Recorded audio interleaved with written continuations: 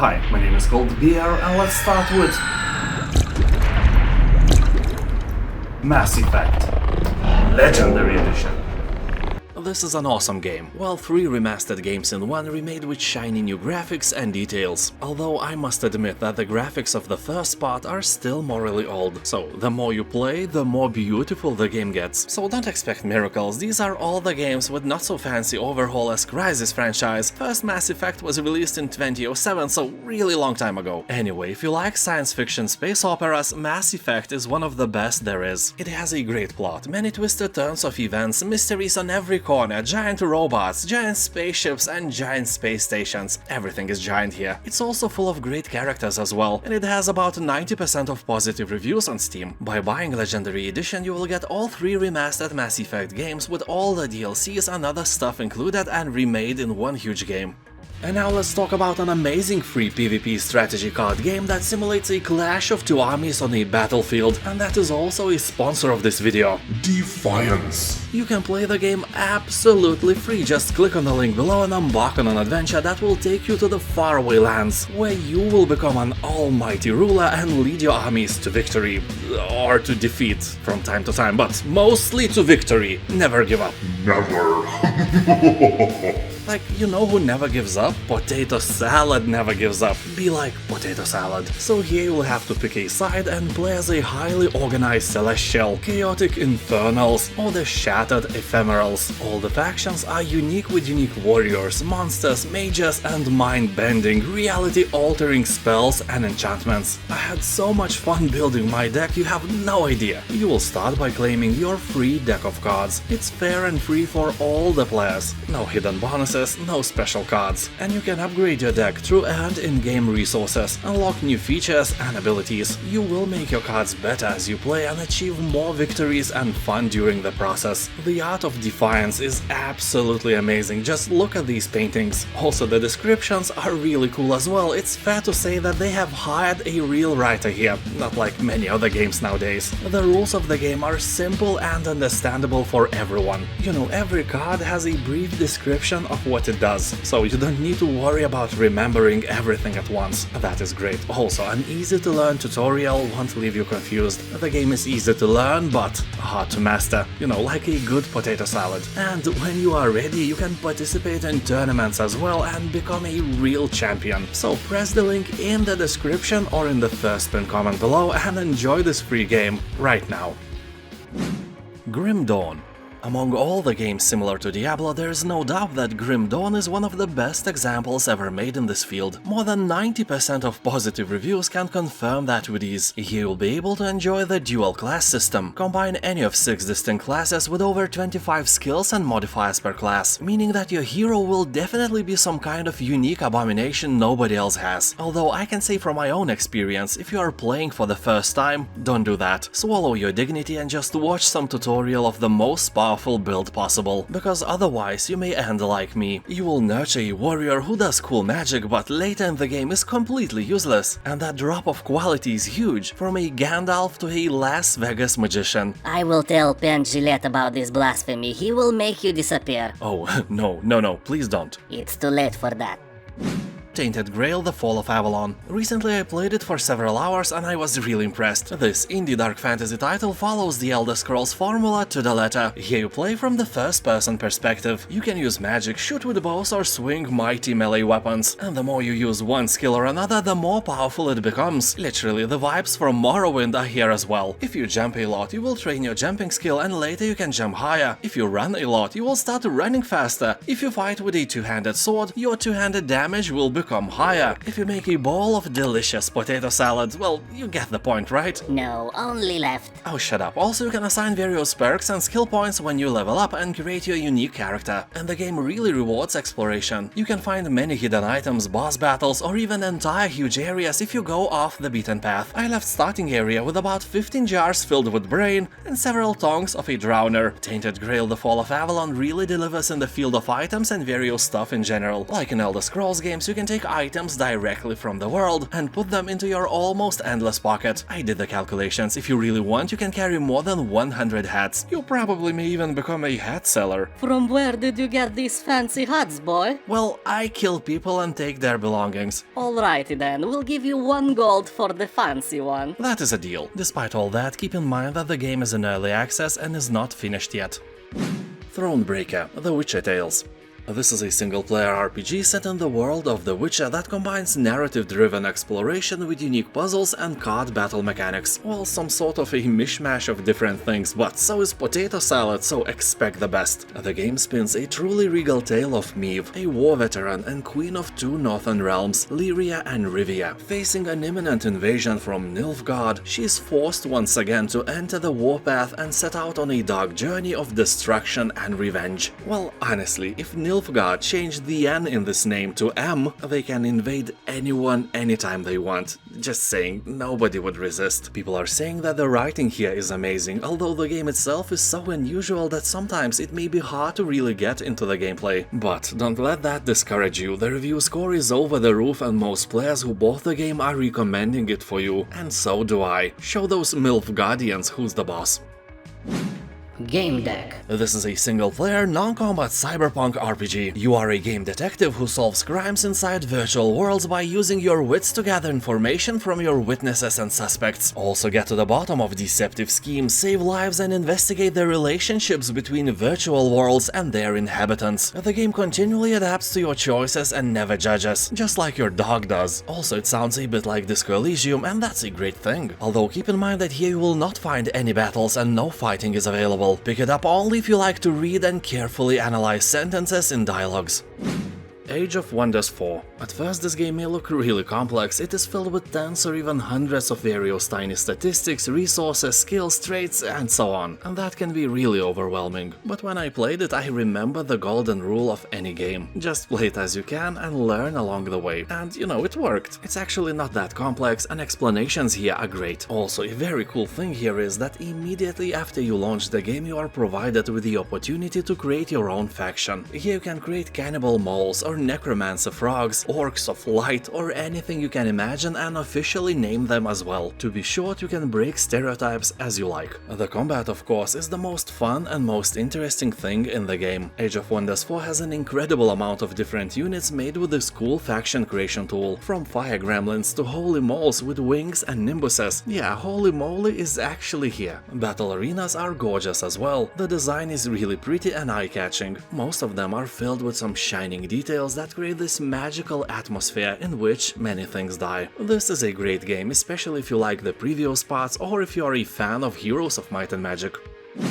Middle-earth: Shadow of Mordor, Game of the Year Edition. In the first part of Middle-earth, you will fight through Mordor and uncover the secret of the spirit that compels you. You will discover the origins of the Rings of Power, build your legend and ultimately confront the evil of Sauron. The best thing about playing Shadow of Mordor is that it makes you feel overpowered without sacrificing the fear of defeat. You will enjoy great fast-paced combat and a nice good-looking open world full of Lord of the Rings lore. If you are a fan of Tolkien's books or Lord of the Rings movies, then this game will for sure do a little bit extra to make you happy. The plot of the game is okayish, you will find nothing very fancy or mind-blowing here. Despite that, the flow, the pace of the game will not let you get bored, that's for sure. And this version of the game includes new missions. You will have to face Sauron's elite defenders before the Black Gate, dive deeper into Mordor's living world and hunt the wild beasts, and battle against Sauron as Celebrimbor, the great elven lord of the Second Age, to unlock powerful runes and the ability to wield the One Ring. That is awesome, and the game is awesome as well.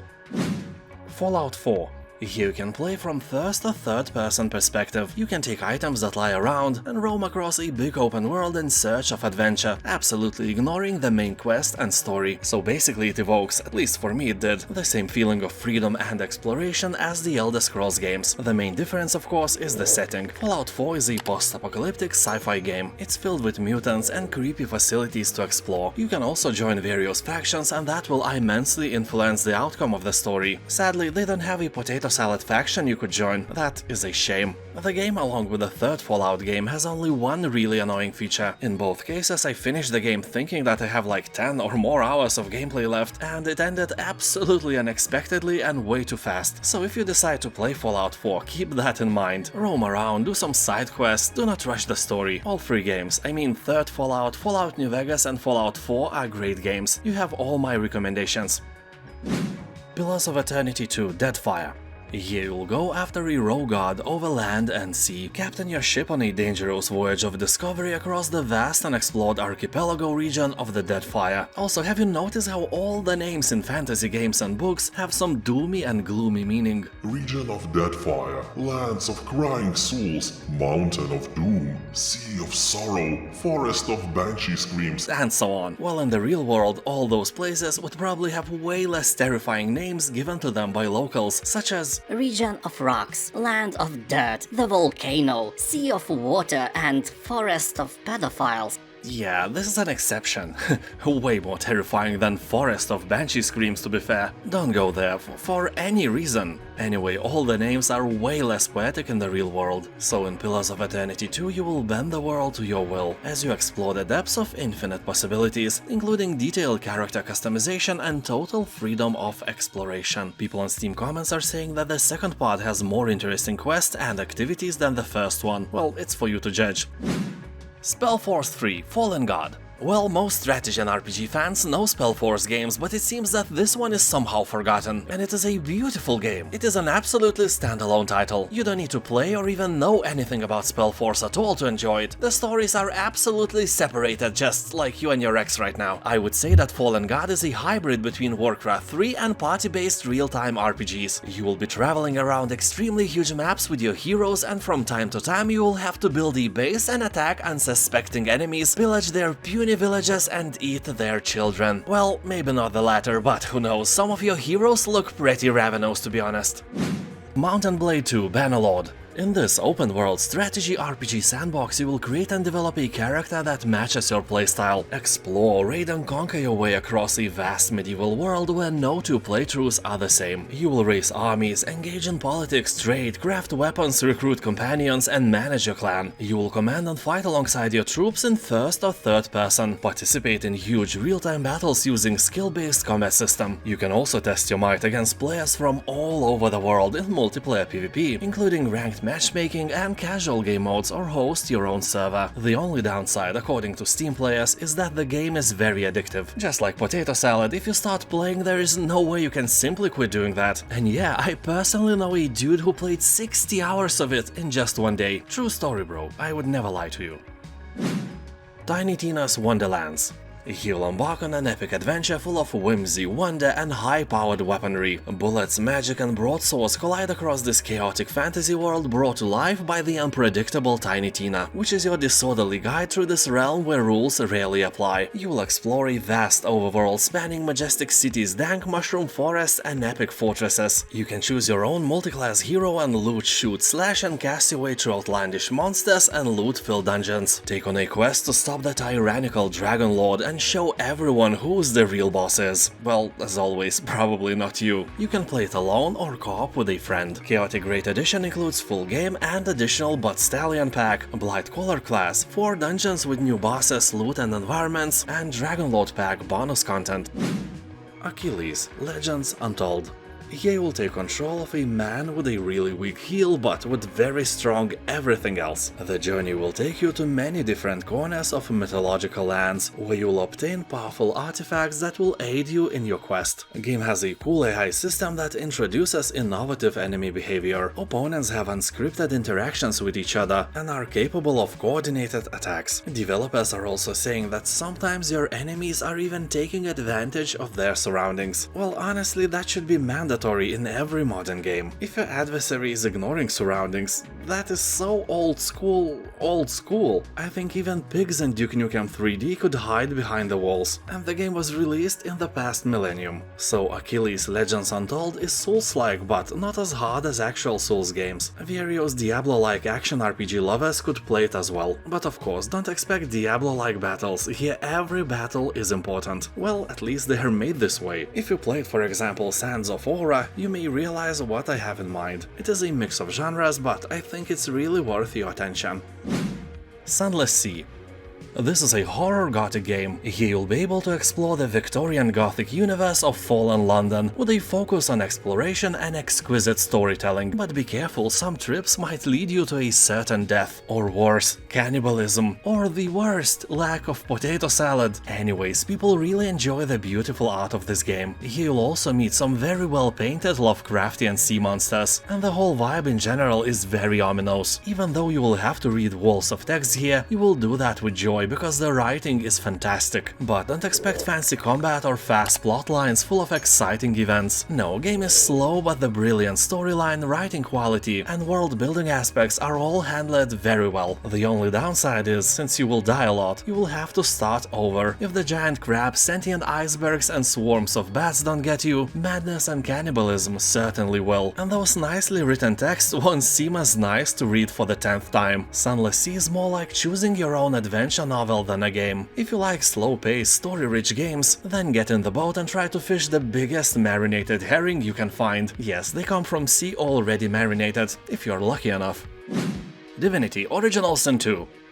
Here you can become some really interesting custom-made hero, or choose from 6 unique origin characters with their own backgrounds and agendas. For example, you can become a flesh-eating elf. You may think, what, is that the lame feature that regenerates health like ghouls have in every game? No, it's way cooler. Once I found a dead body, and there was an option to, eat its leg. I was like, why not? And I ate it. And suddenly I saw who killed the guy, because this feature of mine worked in this mysterious way, and I completely forgot that I have it. I just ate the leg because I can. So the game gives you freedom that is sometimes a bit absurd. That is awesome. Anyway, here you will explore the vast and layered world alone or in a party of up to 4 friends in a cooperative play. You can even play on split screen with your mother-in-law. Go anywhere, unleash your imagination and explore almost endless ways to interact with the world. There's more to experience in PvP and Game Master modes. In the latter, you'll create your own stories or download fan-made campaigns from Steam Workshop. Game has an overwhelmingly positive review score. A must-play, that's a fact. Vampyr. As I always say about this game, at the beginning here you will suck a lot. Not blood, you just suck in general because you are a recently transformed vampire newbie. And you know the fate of such newborn vampires in all the movies. They easily die by the hand of every protagonist. So with time you will become more and more powerful, as you have to survive and fight vampire hunters, undead and other supernatural creatures. Use your powers to manipulate and delve into the lives of those around you to decide who will be your next victim. You will like this game if you are into darker settings and like difficult moral choices, because your food here has different personalities. You may want to kill only bad criminals and not an innocent father of 2 sick kids, and sometimes you just need to feed and kill him anyway. You may think that, hey, it's just a game, it doesn't matter. But it's the same as with the dying pandas in Zoo Planet. They are not real, but the game still makes you feel like shit, so be sure that you like that kind of stuff.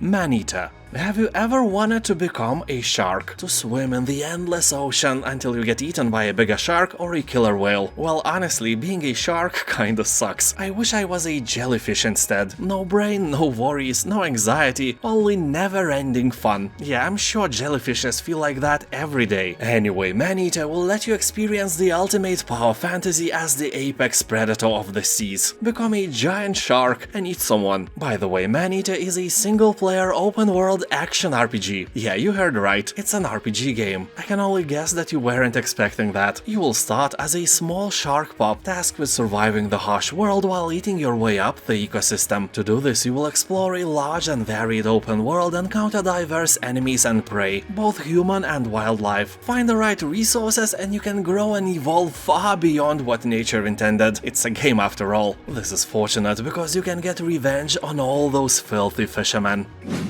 Hogwarts Legacy. I had a lot of fun playing this game, although I bought it with the idea of playing it a bit, making a review to my channel and forgetting about it. Well, turns have tabled while I played it. It was so much fun to explore the land and meet various characters, I refused to convert it into a job. So I just played the game for my own pleasure and completely skipped it on my channel. All in all, Hogwarts Legacy was one of the few games that actually survived the hype train and never crashed anywhere. The game has above 90% of positive reviews on Steam, and I would give the game 10 cold beers 6 out of 10 without much thinking. The world is very detailed, quests are handcrafted and fun, magic truly feels like magic, and the world is really open. Although the map is shaped like a bow, very narrow and long. But that's maybe a thing of a lore. I don't know, I have never read the books, only seen the movies. Only thing that actually spoiled the game a bit was how soon I got the ability to fly. That absolutely crashed the exploration on footpath. Flying in Hogwarts is awesome, but I would have given this ability way later in the game. The variety of enemies also could be wider, but hey, it's a great game, you have all my recommendations. The Dungeon of Naheulbeuk, the Amulet of Chaos.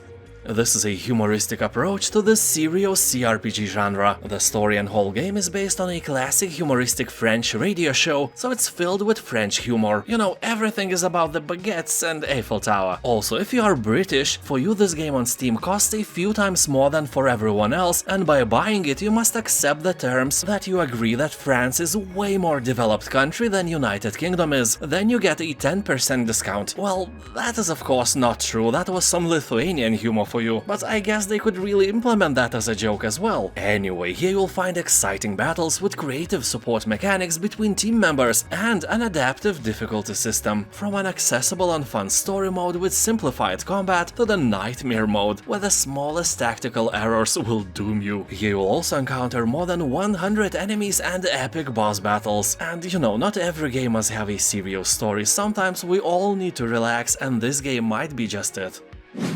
This is one of the greatest role-playing experiences you will ever have, but play it only if you like reading a lot and like games without combat. You will not find any here. Well, I mean combat that is not a result of your dialogue choices. Your character will do things automatically based on the decisions you make, and those decisions of yours are not always very smart, and Disco Elysium just lets you do stupid things, which is kinda scary because suddenly you may realize that you just wanted to test the waters, but instead you actually made the decision that will have grim consequences. And by grim, I mean really grim. On some of those occasions, the game just ends. You may see game over screen without even playing an hour. And the game is like, I told you, but you pushed me hard, so the consequences are yours to swallow. yeah, actually Disco Elysium has 3 different endings and 12 unique game overs. Those I talked about before. So always, and I mean always, think twice before doing something stupid. And then think twice while playing Disco Elysium as well. Because no matter how stupid the decision you want to make is, the game may let you do it.